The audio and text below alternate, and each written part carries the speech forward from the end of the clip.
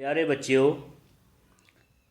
अज 9th class SS का नागरिक शास्त्र का पाठ नंबर 10 है। लोकतंत्र का अर्थ ते महत्व। भी लोकतंत्र का अर्थ की है, किहड़ी भाषा का यह शब्द है तो इसका महत्व की है। तो लोकतंत्र का शब्द का अर्थ पढ़ते हैं आप सब तो पहला भी शब्द का अर्थ की है लोकतंत्र का। लोकतंत्र अंग्रेजी भाषा के शब्द डेमोक्रेसी का पंजाबी अनुवाद है। ਆਪਾਂ ਨੂੰ पता कि ਜਿਹੜਾ ਡੈਮੋਕ੍ਰੇਸੀ शब्द है वो इंग्लिश भाषा का शब्द है ਜਿਹਨੂੰ ਆਪਾਂ ਪੰਜਾਬੀ ਵਿੱਚ ਲੋਕਤੰਤਰ ਕਹਿੰਦੇ ਹਾਂ। ਡੈਮੋਕ੍ਰੇਸੀ शब्द यूनानी भाषा के दो शब्द ਆ। ਜਿਹੜਾ ਅੱਗੇ ਡੈਮੋਕ੍ਰੇਸੀ शब्द है ਇਹ यूनानी भाषा का शब्द है। यूनानी भाषा के ਜਿਹੜੇ दो शब्द ਨੇ ਡੈਮੋਜ प्लस क्रेशिया, दो शब्दों तो मिल के ਇਹ ਬਣਿਆ, जिस विच डैमोज का अर्थ है लोक ਅਤੇ क्रासिया का अर्थ है शासन। ठीक है, डैमोज का अर्थ है लोक ਅਤੇ क्रासिया का अर्थ है शासन, अर्थात लोगों का शासन। तो सीधा मतलब बनता है भी जो लोकतंत्र का अर्थ है वो की है लोगों का शासन। डैमोक्रेसी यूनानी भाषा का शब्द है, डैमोज ਅਤੇ क्रोशिया दो शब्दों तो मिल के ये बनेगा। कुछ विद्वानों अनुसार लोकतंत्र शासन का एक रूप है, पर कुछ विद्वान ये मानते हैं कि जो लोकतंत्र है वो शासन का एक रूप है जिस विच लोग राजनीतिक शक्ति उपर नियंत्रण करते हैं। जिहड़ी राजनीतिक शक्ति हुंदी हैगी उहदे उत्ते नियंत्रण करते हैं। ये लोकतंत्र विच शासक लोगों द्वारा चुने जाते हैं। जिहड़े राजे ने या शासक ने किसी भी देश के लोकतंत्र जिथे लोकतंत्री तरीके नाल सरकारां चलदियां ने तो उस विच जिहड़े शासक ने वो लोगों द्वारा चुने जाते हैं जो जनता के प्रतिनिधि के तौर पर शासन चलाउंदे हन। जो जनता के प्रतिनिधि तौर पर जोड़े शासक ने वो शासन है जो पूरे देश का वो चलाते हैं। ये लोकतंत्र का शाब्दिक अर्थ है। हुण लोकतंत्र की परिभाषा की हैगी उहदे बारे पढ़ते हैं आप। पहला एब्राहम लिंकन जो अमरीका के महाराष्ट्रपति हुए हैं उन्होंने अनुसार लोकतंत्र की परिभाषा की है। लोकतंत्र लोकां लई अते लोकां राहीं चुनी हुई सरकार है। एब्राहम लिंकन के अनुसार जिहड़ी लोकतंत्र है वो लोकां दे लई ते लोकां राहीं चुनी हुई सरकार हुंदी है, उहनूं आपां लोकतंत्री सरकार है जिहड़ी वो कहने आ।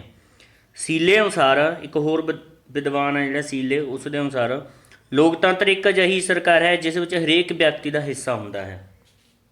भी लोकतंत्र इहो जिही सरकार हुंदी है जिस विच हरेक व्यक्ति का हिस्सा हुंदा है। मान लो जिस देश विच लोकतंत्र है तो जिहड़े उस देश विच रह रहा व्यक्ति आ तो हर एक व्यक्ति का उहदे विच हिस्सा हुंदा गा जिहड़ी सरकार उत्थे बनदी है, क्योंकि वोटां द्वारा हरेक वोटर आ जिहड़ा अपनी वोट पा के आउंदा गा तो उहदा हिस्सा जिहड़ा पूरा सरकार 'च बणिया रहिंदा गा।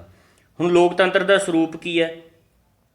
लोकतंत्र एक अजिहा संगठनात्मक प्रबंध है जिस विच राजनीतिक शक्ति प्राप्त करने लई लोकां दी सुतंत्र रूप विच भागीदारी नूं यकीनी बनाया जाता है।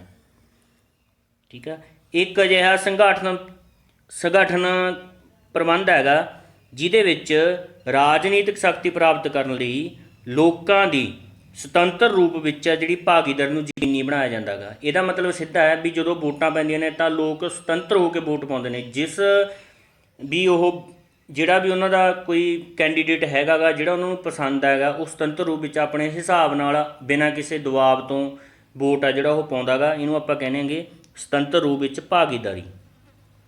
लोकतंत्र विच जनता सरकार उपर नियंत्रण करती है। जिहड़ी जनता हैगी वो सरकार उपर नियंत्रण करती हैगी वोटां द्वारा। लोकतंत्र विच ਵੱਖ-ਵੱਖ विचारां अते राजनीतिक दलों की होंद, क्योंकि लोकतंत्री देश या लोकतंत्री सरकार या लोकतंत्री देश वो हुंदा जिहदे विच ਵੱਖ-ਵੱਖ विचारां दे ਵੱਖ-ਵੱਖ राजनीतिक दलों की होंद हुंदी है। कहण दा मतलब ਵੱਖ-ਵੱਖ पार्टियां हुंदियां ने।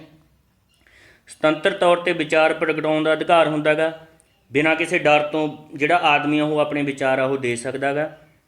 सर्वव्यापक बालग मत अधिकार। सर्वव्यापक बालग मत अधिकार तो की भाव है कि जिहड़ा व्यक्ति 18 साल तो उपर की उम्र का हो जाता गा, जिहदी उम्र 18 साल तो उपर हो जाती है तो वह वोट पाउण दे योग हो जाता गा। तो इहनूं आपां कहने आ व्यापक बालग मत अधिकार।